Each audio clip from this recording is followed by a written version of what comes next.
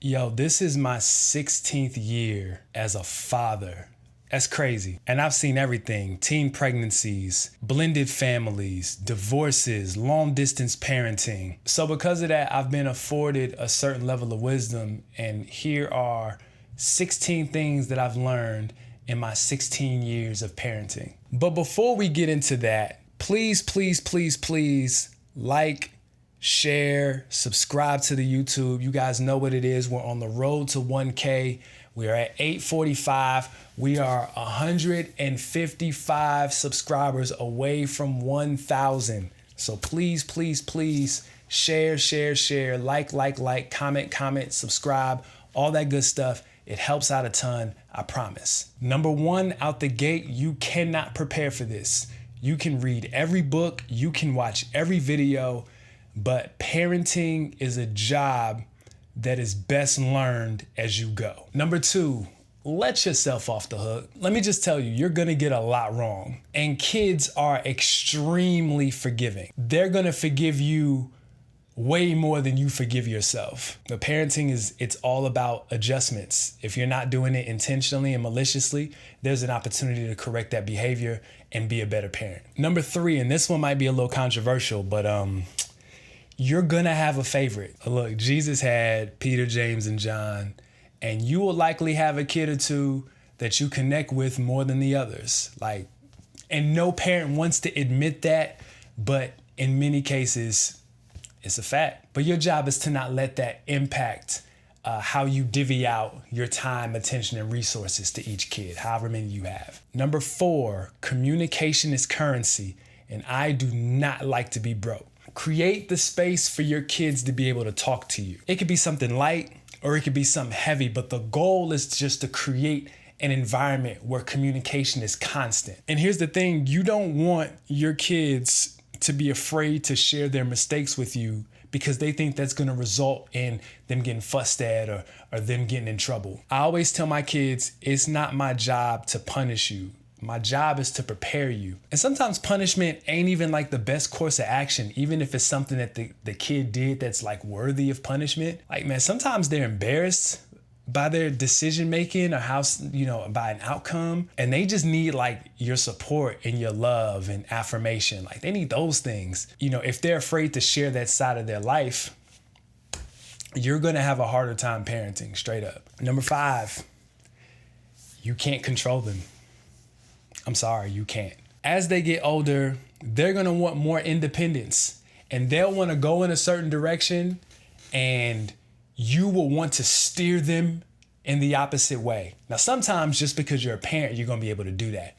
Other times, you gotta let them go down that path and let them experience the outcome of their decision making. And if or when that decision doesn't work out, you wanna be able to create that healthy communication space where they can come back with crow on their face and you can be there to help them make adjustments. Number six, parents, prepare for multiple transitions. What I mean by that is they will need you for different things at different stages of their life. The responsibility of adjusting does not solely fall on the kids. I'm gonna say that again. The responsibility of making adjustments does not solely fall on the kids. Parents must make adjustments too. What does that look like?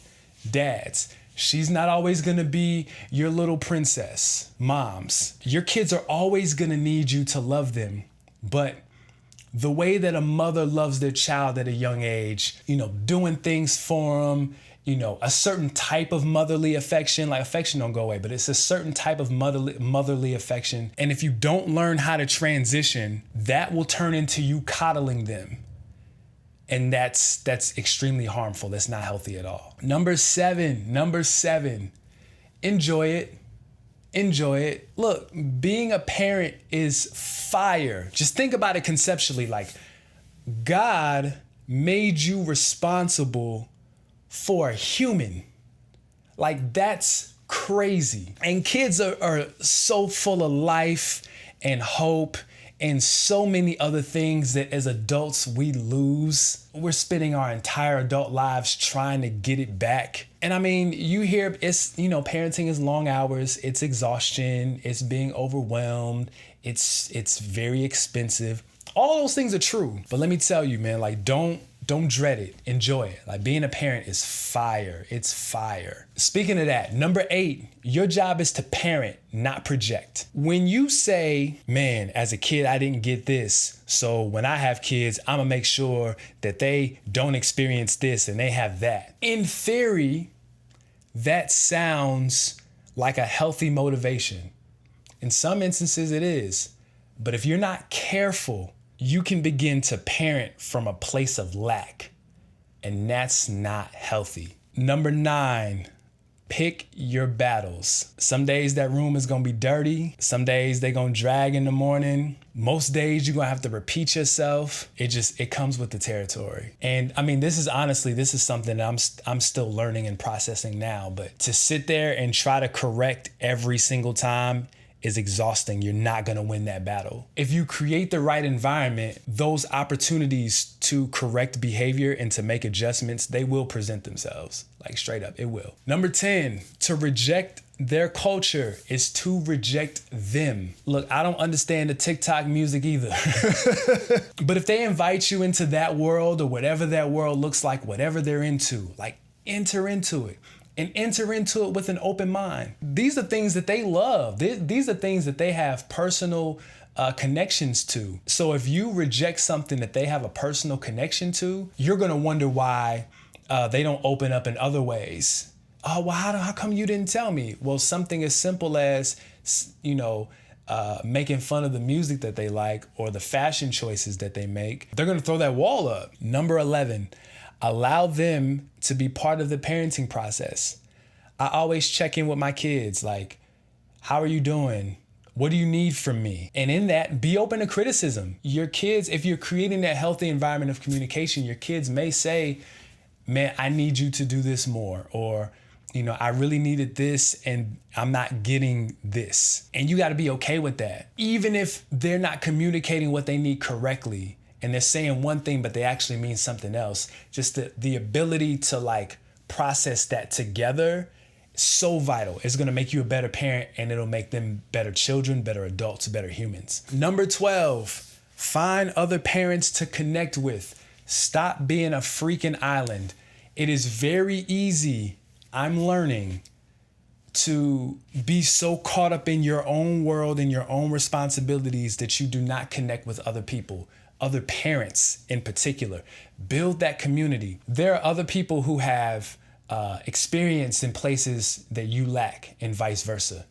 There are resources. You need a doctor, you need a dentist. Sharing of information, even in creating play dates and sleepovers, and you're giving the parents a break, and vice versa. Creating that network of other parents, man, is super vital. It's gonna help you out a ton. Number 13, they won't learn all of their life lessons from you, especially now that we're in the information age. They're gonna be scrolling, they're gonna be watching, they're gonna be hanging out with other kids. And I guess this should I'm gonna share this next point because these two connect together, and it's to teach them to critically think. Though you're going to teach them values, information is gonna come from everywhere. And I'm not a fan of the parenting style that restricts, and you can't go here and you can't listen to this and you can't watch that, because all you're doing is raising their curiosity. Eventually they're going to engage that stuff.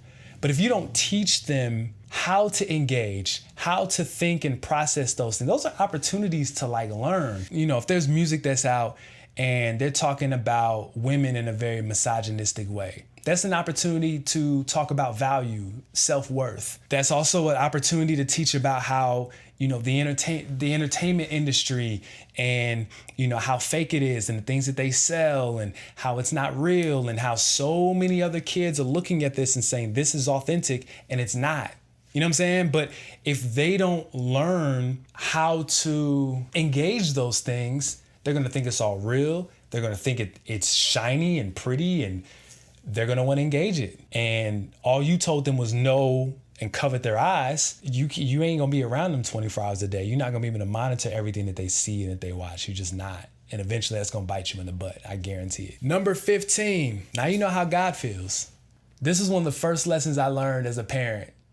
You know, if God calls us his children, and in our experience as parents, you know, our children, you know, they talk back, they're annoying, they're frustrating at times, you know, they don't listen. Like one of the few audible times that I've heard the Holy Spirit's voice, I heard the Holy Spirit say, now you know how I feel. This relationship is so, I appreciate it so much as I get older, because then in turn, it helps me to look at my own children. I'm still learning that. That's my first lesson. I'm still learning that. That is an ever evolving lesson. Number 16, and I feel like this is more for the dads, but let them win until they feel like they can beat you. Let them get that confidence booster. If y'all race or something, let them win.